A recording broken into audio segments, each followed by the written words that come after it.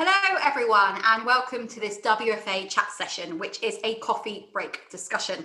I'm Molly Theocaras, Head of Content for WFA. So I hope you have your coffees at the ready. I hope you have your phones on silent and you're ready to think about yourselves over the next 20 minutes. So as always, this is an informal session and we are live, so we would love you to interact throughout. So what you should be able to see to the right of your screen is a chat box. So if you can't see it, it might be minimized, have a hunt around for it. So I'll be asking you to input at different times throughout the session. So be prepared to put your coffee down, type your thoughts in there and any ideas you have as well. So do bear in mind that there is a 30-second delay and we are recording this session, but if we do ask your question or read your comment, we won't refer to you by name. So today I have our guest speaker, Jo Goodwin, to discuss some issues over a coffee. So Jo is Head of Marketing for Feed Info and AgriMoney at AgriBriefing, and she's with us to offer her thoughts and advice on how to get noticed in your job. So it's great to have you here today, Jo. Before we get to the crux of the issue, can you start by just telling us a bit about yourself and share with us a bit about your career history as well? Sure. Hi. Thanks for that, Ollie, and thanks for having me. So yeah, as you mentioned, I work at AgriBriefing, heading up the marketing team for some of our subscription and community products, which actually also includes WFA as well. And yeah, so my career has been a bit of an interesting one. I started in marketing 12 years ago. Originally in a marketing agency up in Leicester, where I'm from. And spent maybe 6 years or so there working in all sorts of different industries for lots of different clients. So I worked in travel and tourism. I did stuff in the health and safety industry, in healthcare, all sorts of different weird and wonderful clients that we had.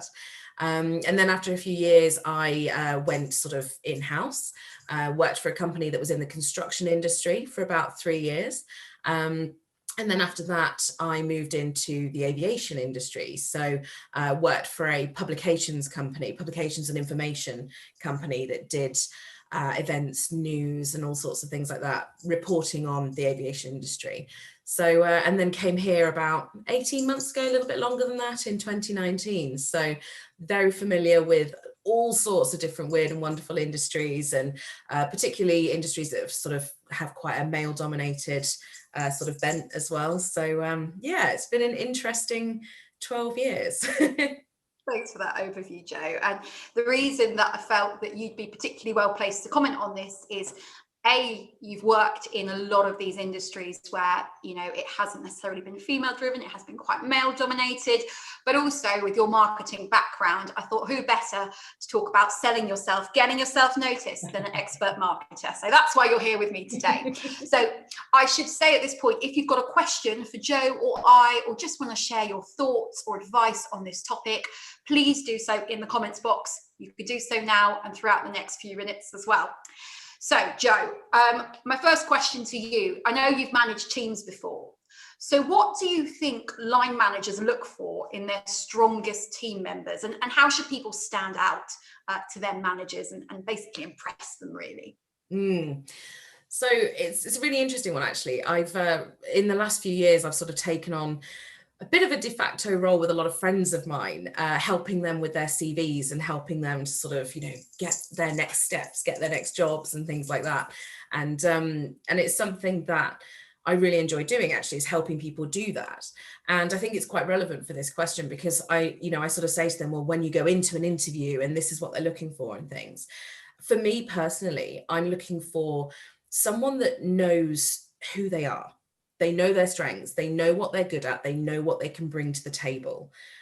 Be that personality type skills, soft skills, or whether it's skills related to the job that they do. Obviously, in my case, it's marketing. So if I have a particular role out there, I am after someone that really is strong in certain areas, and I want them to know that they are strong in that area. I think that's really key. So know those areas that you're awesome at. Also, for me personally, as a hiring manager, I really like diversity in my teams.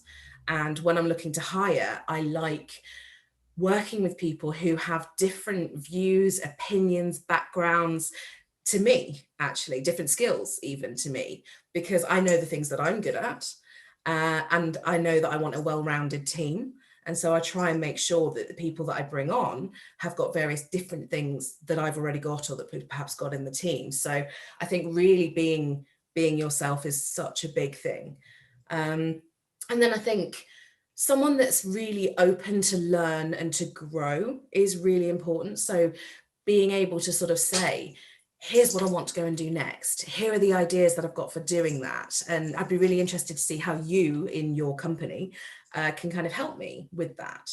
I think that really helps you to stand out, because it is a two-way process when you're doing these things. And so asking them, how can you help me with these things, is just as important as being able to demonstrate yourself as well. So I would say those are probably some of the key things. One extra thing that I will add, and this is more when you're in a role rather than looking for your next step. One thing that I really look for is someone who isn't afraid to ask for help when they need it. I think that's really key. And I know I've done it myself in my career in the past, where particularly with workload, if you've got so much on and suddenly you're drowning because you've got all this on and you're putting in extra hours and you're doing everything you can, and you don't actually, it doesn't occur to you perhaps to say, I need some help on this.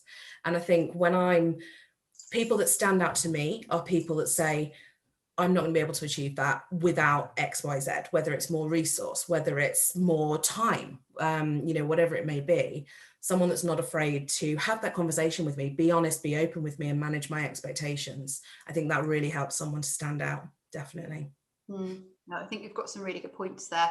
Yes, I actually know that I have in the past hired people who are like me. And I look back on it now, particularly having done a lot of work with WFA, and I go, I basically hired a really similar person to myself who has not necessarily the same skills, but the same background. It's absolutely crazy. And I know people always talk about that, and actually realizing that I do it a lot is not a good thing. And I'm hopefully going to move away from that moving forward.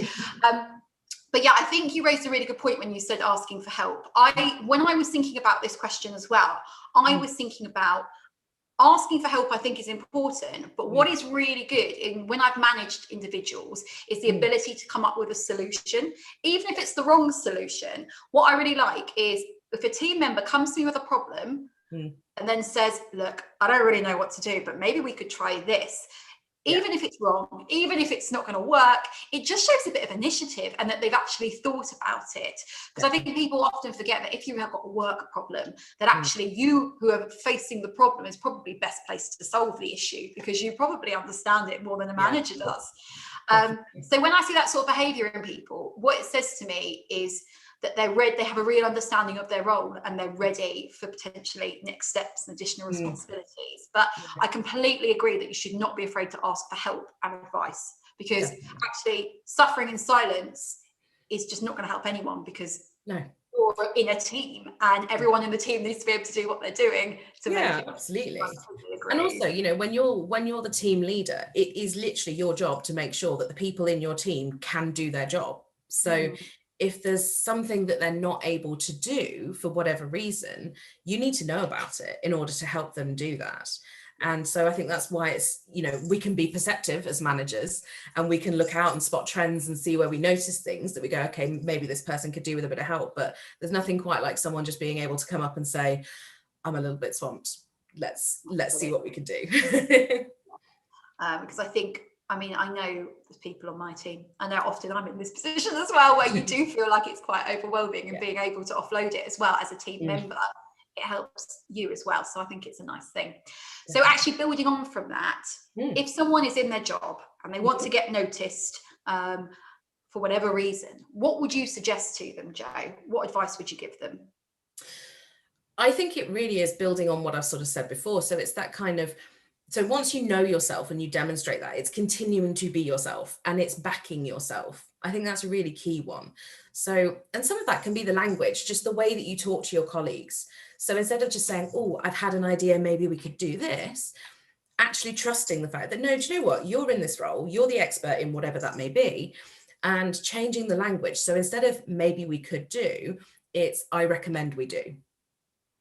And if you can, even if you can back that up with your experience, I've done X, Y, Z before, And so that's why I'm giving you this recommendation on what we should do.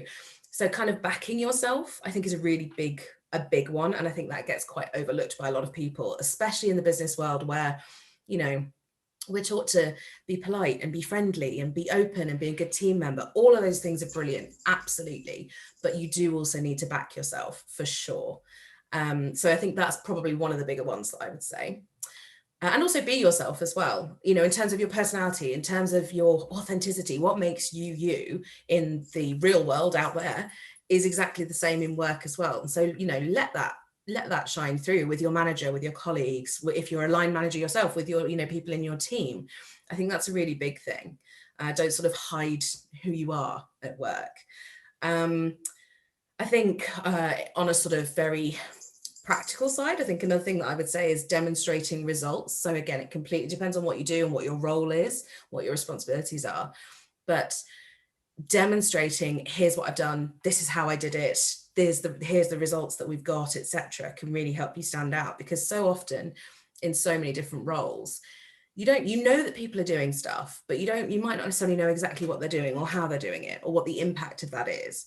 And at the end of the day, you're all working for the same business here. You're all working to achieve the same goal. And if you kind of shout out and say, this is my contribution, I think that can really help you stand out as well, without, you know, at every single opportunity shouting out how amazing you are.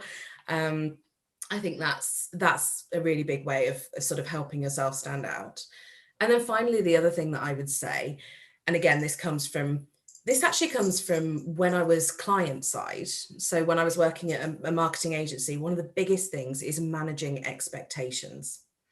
So before you embark on something, just spend if you know, perhaps if someone asks you, oh, could you take on this new project? Would you mind doing this? Whatever it may be. Take a beat, think about it for a second. Think, what else have you got on? What are your timescales looking like at the moment? What other responsibilities have you got? Can you take this thing on right now? And manage those expectations. So even if that's, do you know what? Really great idea. Love it. I'd love to be able to help. Let me get back to you once I've just had a quick look at everything else I've got on. And then you can come back to them later and say, sure, I can help. I'll give you 2 weeks or whatever it may be.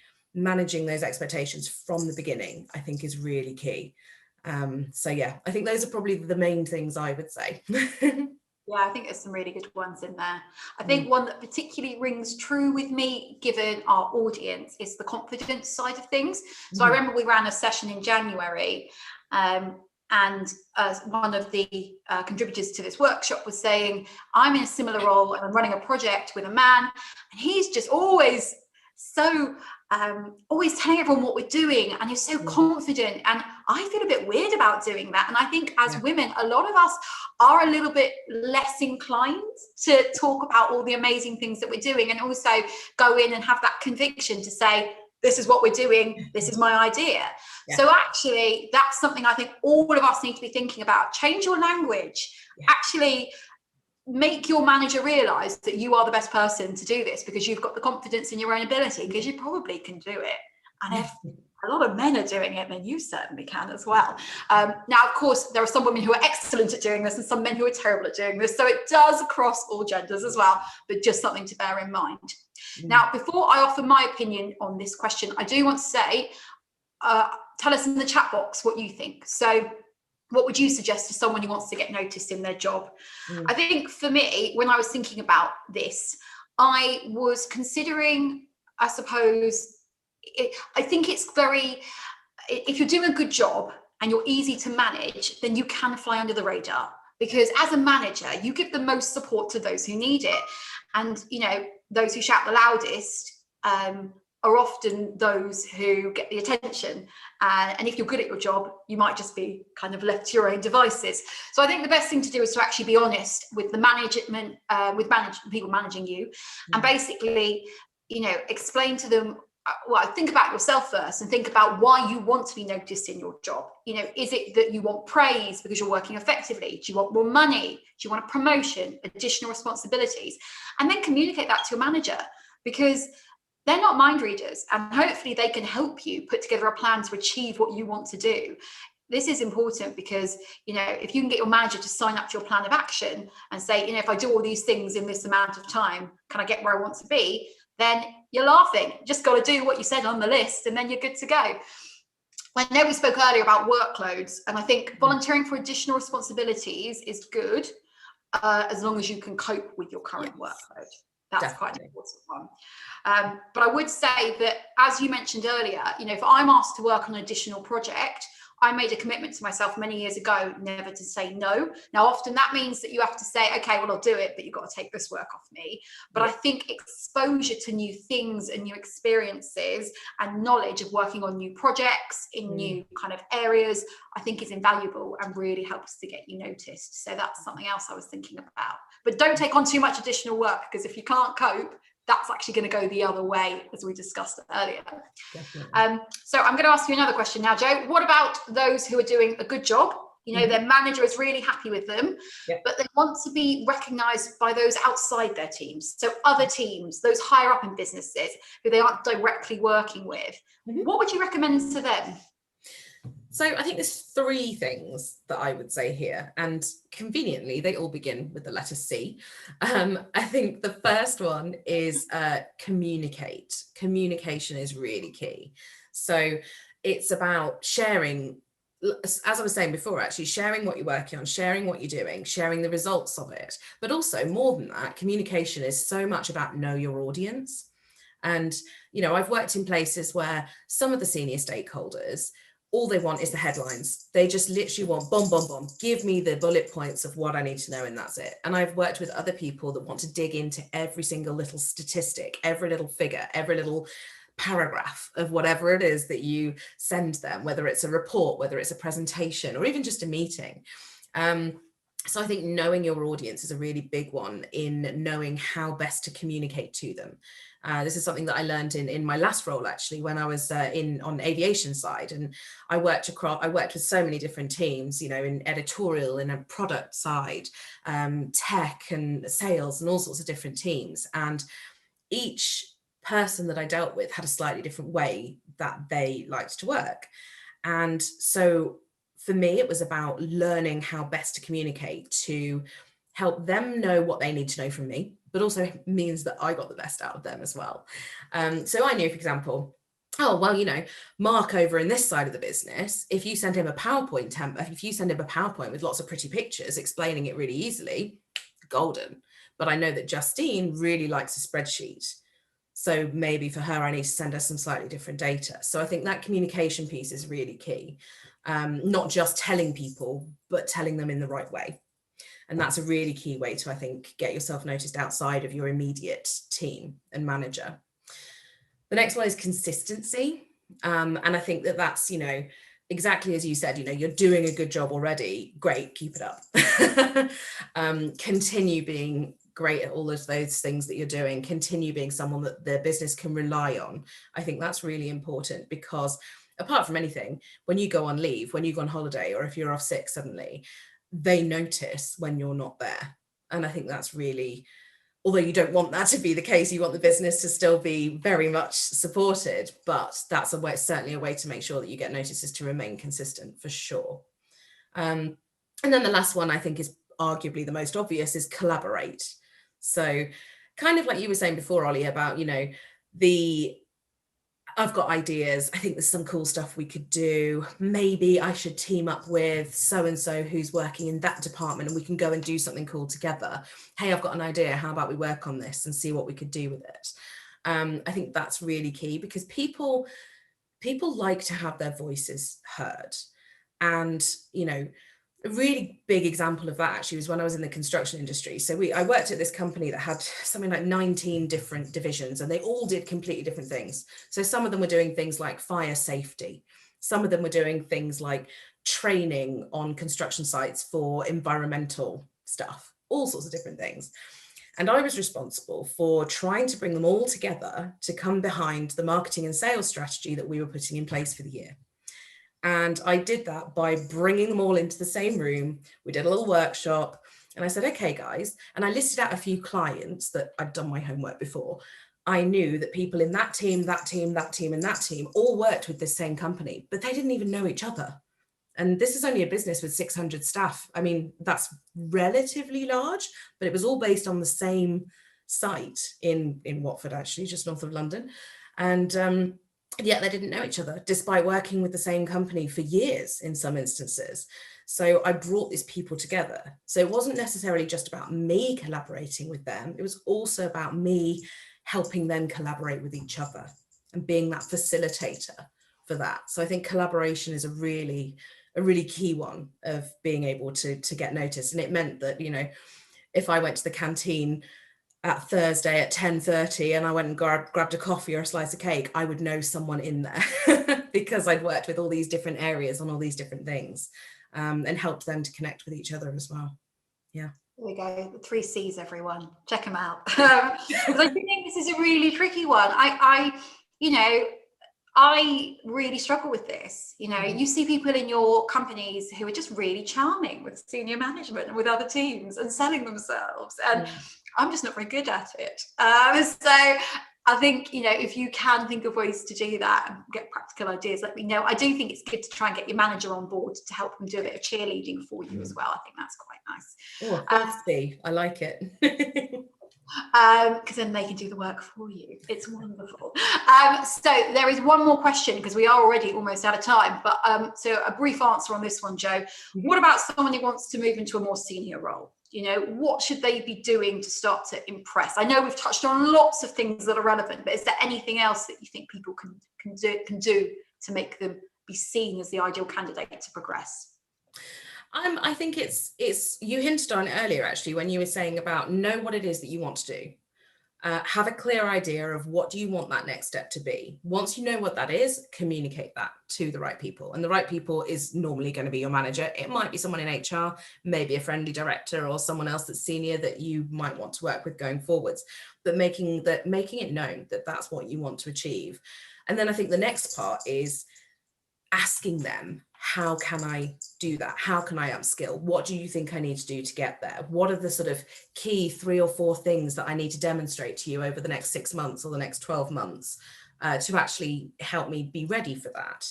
And again, as I said before in the very first answer, asking them, how can you help me do that as well? Because depending on where you are in your career and things like that, it's exactly the same as when you first join a new company. Your manager is also there to help you as well, and it's just as much about how can they help you. They are your employer, so how can they help you achieve what it is that you want to achieve? And I think coming to them with ideas yourself, with, oh look, here's some ways that we might be able to get me to where I want to go, that makes a really big impact, in my opinion. I've experienced it myself when people have come to me and they've said, Jo, you know, I want to manage people. And I said, okay, well, let's have a look at the skills that you need in order to do that. Where do you feel that your, you know, strengths are with that at the moment? And how can I help you build on that so that when we are able to grow, we can try and get you some of that skill in your role? So I think that's so key, is just having that conversation with your manager and understanding what you can bring to this role. But also where those gaps are that you're going to need to fill over the next however many months until that opportunity becomes available. Definitely. I agree. I always find that sort of behavior really impressive. I always think, wow, like they're ready for this just by asking the questions directly. Because I'm one of those people who maybe I'm not always confident enough to ask for those things. So when I see members of my team do it, I think it's fantastic. I'm always really up for understanding what they need from me and where we can get them to where they want to go. Now, we've actually had a few questions and comments come in, which is lovely. So I'm going to go through them now. So we have a bit of a tip here. So in email communication, do not spam everyone, but if you can strategically CC those in that should be aware that it's your work, then that's quite helpful. I think that's a really good point. I've had a particular colleague in the past who used to always copy in the most senior people every time he did something good. Actually, I don't think I'd ever kind of necessarily have the confidence to do that. And that's really impressive, and it works. So absolutely, I think that's a really good one. Here we go. This is a comment about self-belief. So it says here, for so many women, the problem is with self-belief. And this can then result in tendency to fall into a trap of constantly striving for perfection to prove credibility, etc. This creates a negative cycle, because in striving for perfection, it can be easy to miss opportunities. So it's about having the confidence to get out from behind your desk and build your network. What do you think about that, Jo? Any comments? I completely agree with that for sure. And it's something that, you know, I learned myself actually a few years ago. My boss at the time, my director, he said to me, Jo, you do realize that you ask for validation all the time. You're always saying, oh, what do you think? Is this the right approach? And he said, you know, it's the right approach. You've got X many years behind you. You've got, you know, whatever qualifications it is that you've got. I've seen you do it in the 2 years that you've been here. You don't need to ask if you've got the right approach to it. Just believe in yourself, have confidence, because I've got confidence in you and the team has confidence in you. So I think that's a really, really valid point. Absolutely. Yeah, it comes up so much, that one. And I think, yeah, it's a really good point. I think we should all get out from our desks, behind our desks, and build our networks. And WFA can help with that. So do get involved with as much of our work as possible. And we have a question for you, Jo.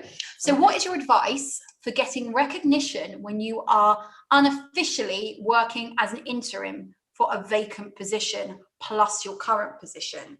So this person's asking advice on if you're working in kind of an interim role, I suppose, as well as your current role. How do you get that recognition and the credit for that? What do you think? I think it comes back to what I was saying before about demonstrating and communicating.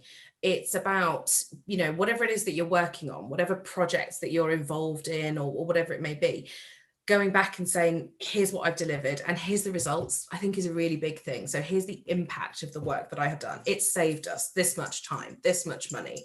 It's meant that we could do these other things that we couldn't do before. Whatever it may be, that's the good impacts of the work that you have done, share that. And I think that can really help you, that can really help you moving into that space. And I think being open, being that communication piece, backing yourself again, and then also being really upfront and honest and saying, actually, I really want this, and saying, how can you help me get there? So I think it's all of those things combined.